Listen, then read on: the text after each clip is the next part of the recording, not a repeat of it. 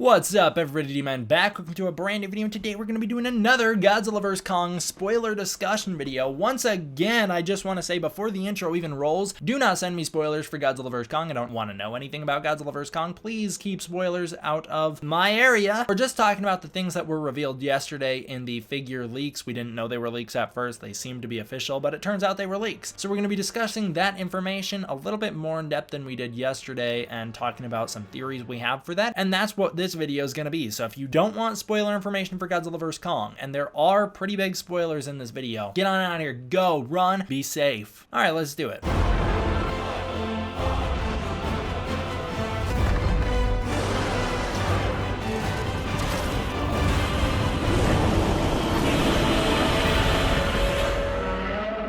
Let's talk about the Godzilla vs Kong figures. Why are people excited for these? I just have to say at the start, it's Playmates toys, guys. It's Playmates. Have you seen their track record? Have you seen their Shin Godzilla and their Space Godzilla? Why are you guys getting hyped for these figures? These duty quality photos probably do these figures a lot more justice than when we see them, because I have a feeling these figures are not gonna look good when we see them in person. That's just what I am suspecting, but I could be wrong. I don't know. That's entirely speculation. I'll tell you what, I don't know those spoilers. I don't know if these are good quality figures or not, but I got a feeling they ain't. Let's start out by talking about King Kong, shall we? Because he is the one that there's probably the least to say about. Actually, Mechagodzilla is the one we have the least to say about, but we'll talk about Mechagodzilla later. King Kong, starting out with that red banner. Once again, though, by the way, visuals in this video are going to be fan art or pictures from the movies or whatever. I can't show these images because they weren't supposed to be released. These images was from a closed door event, and someone took pictures and leaked them online anyways and broke their little contract or whatever. So we weren't supposed to see these until presumably significantly later on down the line. So I'm not going to be showing any of these pictures, but I will be talking about them. You know, if you want to see the pictures, you can pull them up on your own. You can look at them and go along them with me, but I can't legally show them. And Warner Brothers is taking this as a very serious matter. They are telling people not to show the pictures, so we're not going to show the pictures. Kong, though. What about Kong? Let's take a look at our boy King Kong. I like the color scheme. It's cool. I like the beard. Yeah, Kong definitely has a beard here. He does, once again, retain the 2017 Kong design. He's got the scars on the chest, which look a little bit more defined than they were in that movie. Although, if you look, he is holding something. We don't know